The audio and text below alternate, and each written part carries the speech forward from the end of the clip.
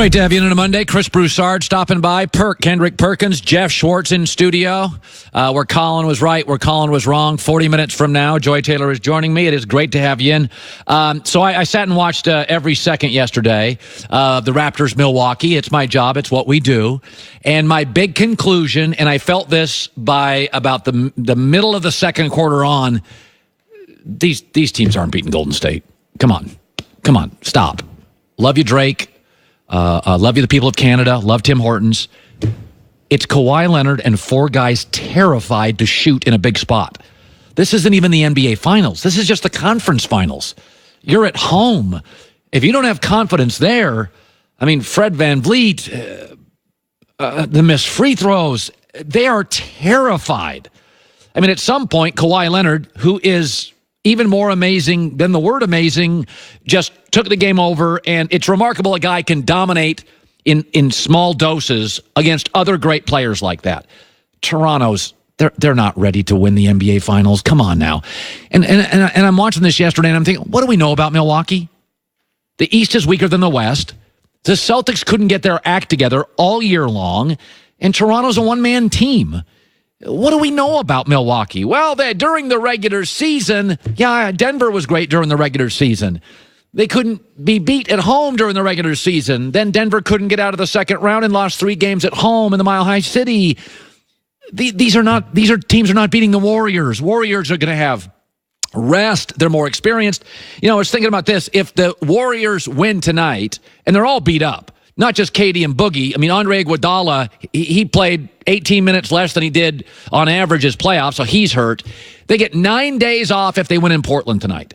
Well, young teams like Milwaukee don't want 9 days off. They want to keep playing. Young teams have the energy. They overcome injuries. The Warriors have Steph's got a finger issue. Andre Iguodala had to go to the training room in the first half.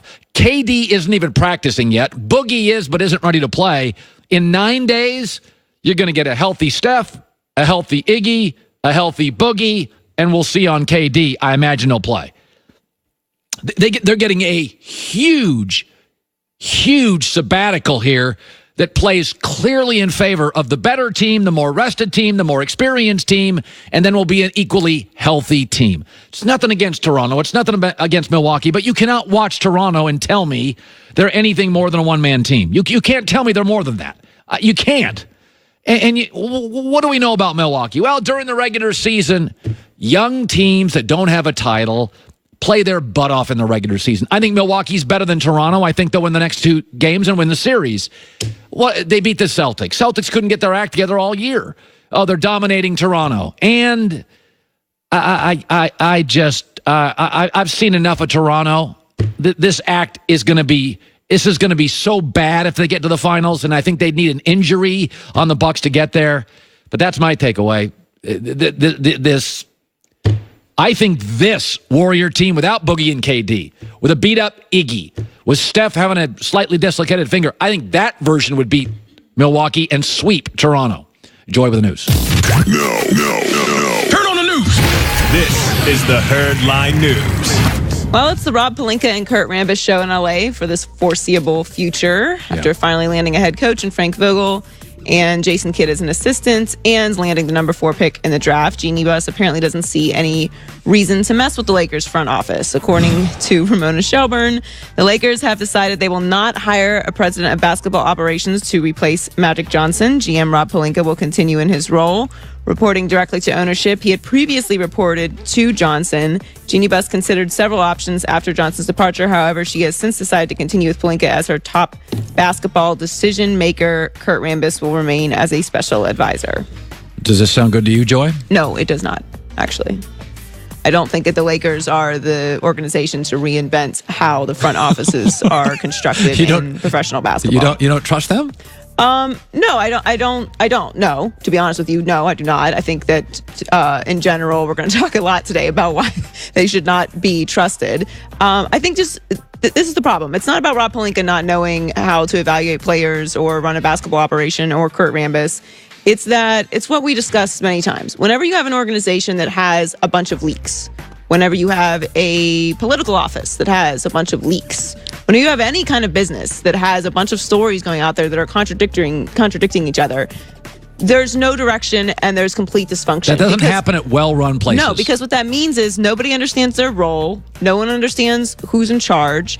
No one understands what's coming next or what the direction is, who's making all the decisions. So everyone has to get their story out so they're protected, and that story is going to axe that story, and then no one knows what's going on. So once again, I mean, at least we have an answer on who's in charge or who's not getting replaced, but it's just nothing has changed. It gets worse by the day. Sticking with the Lakers, Jackie McMullen reported on Friday that the Pelicans were not open for business involving the Lakers. Quote, we have been told, I think through channels, most of us have heard the same scuttlebutt, that Gail Benson has basically told him, to the Lakers over my dead body.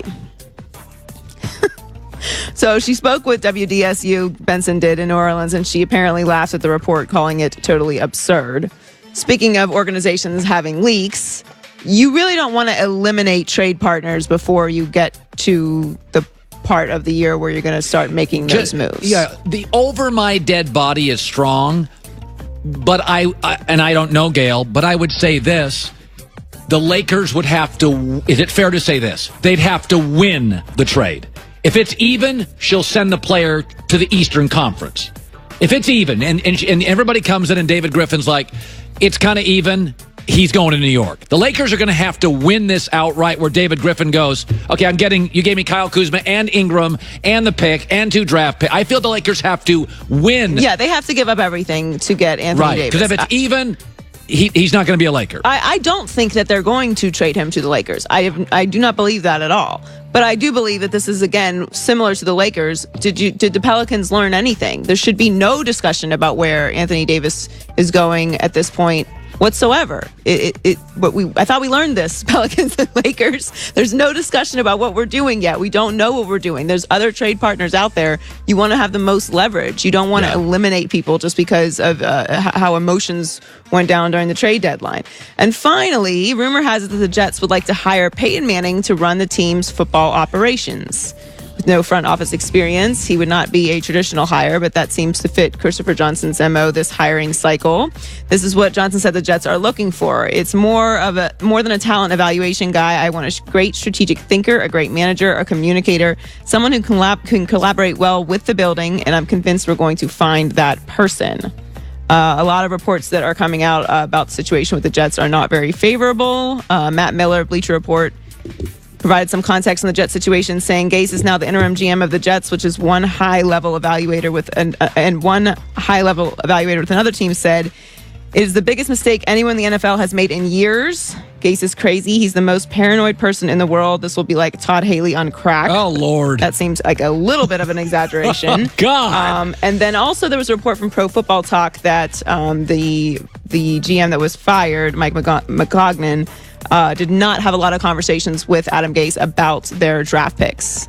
Basically none. He was separated from that process. Yeah, I mean, listen, I think Gase can coach, but where there's smoke, there's fire. He is getting the reputation. And by the way, this also worries me.